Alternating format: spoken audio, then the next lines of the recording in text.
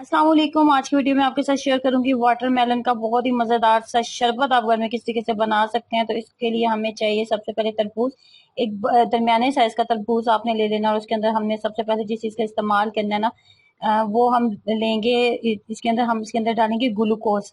Glucose के 2 खाने के चम्मच हम इसके अंदर ऐड कर देंगे। ग्लूकोज इसके अंदर डालेंगे 2 खाने के चम्मच, ये जो नॉर्मली आपको किसी भी किराना स्टोर से मिल जाएगा। ग्लूकोज 2 खाने के चम्मच ऐड करने के बाद ना इसके अंदर हमने मजीद जिस चीज का इस्तेमाल करना है वो है जामे शीरी। जामे शीरी के भी 2 खाने के चम्मच इसके अंदर ऐड कर देंगे।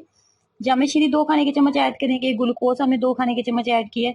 अब यहाँ पे ना अब आपकी चॉइस पे, अगर आप थोड़ा मीठा ज्यादा पसंद करते हैं शरबत में तो आप इसके अंदर चीनी ऐड कर लें, वरना आप चीनी को स्किप भी कर सकते हैं। ठीक है, क्योंकि ग्लूकोज के अंदर भी मीठा जो है लाल शरबत हम जामे शीरी यूज करते हैं उसके अंदर भी जो है वो भी मीठा है। तो अगर आप बहुत ज्यादा मीठा नहीं पसंद करते तो आप चीनी को स्किप कर दें। मैंने इसके अंदर चीनी डाली थी क्योंकि बच्चे जो है वो चीनी पसंद करते हैं और उन्हें शरबत जो है मीठा ही अच्छा लगता है, तो मैंने इसके अंदर ना 1.5 खाने के चम्मच चीनी ऐड की थी। उसके बाद आपने इसके अंदर पानी ऐड करना है। पानी तकरीबन आधा ग्लास के करीब आप ऐड कर लें। पानी अगर नहीं डालना चाहते, ठीक रखना चाहते हैं तो भी ये चलेगा।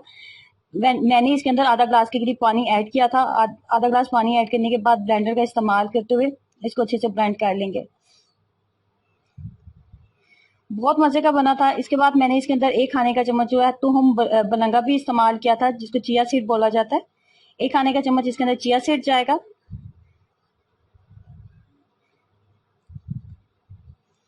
तो इस तरीके से आप एक दफा जो तरबूज का शरबत है, वाटरमेलन जो है शरबत जो है, एक दफा जरूर ट्राई कीजिएगा, आपको बहुत पसंद आएगा।